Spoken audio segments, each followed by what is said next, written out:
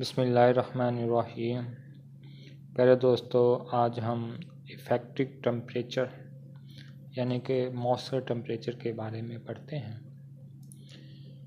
کسی جگہ پر کولنگ یا ہیٹنگ پیدا کرتے وقت اس بات کا خاص طور پر خیال رکھا جاتا ہے کہ کمرے کے اندرونی اور بیرونی درجہ حرارت میں بہت زیادہ فرق نہ ہو،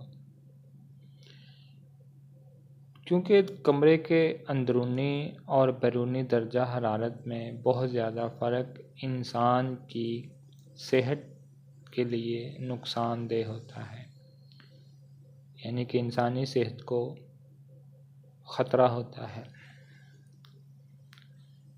تو مثال کے طور پر اگر کمرے کے اندر والا درجہ حرارت باہر والے درجہ حرارت سے بہت زیادہ کم ہو تو کمرے کے اندر بیٹھا ہوا آدمی جب کمرے سے باہر نکلے گا تو بیرونی درجہ حرارت زیادہ ہونے کی وجہ سے اس کو تکلیف ہوگی یا وہ بیمار ہو سکتا ہے۔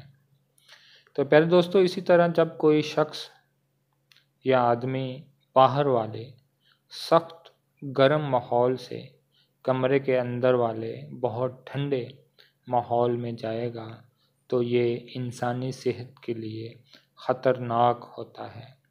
اس لیے کمرے کا اندرونی درجہ حرارت ایسا ہونا چاہیے کہ کمرے سے باہر آنے کی وجہ سے یا باہر سے کمرے میں جانے کی وجہ سے انسانی صحت پر کوئی برا اثر نہ پڑے۔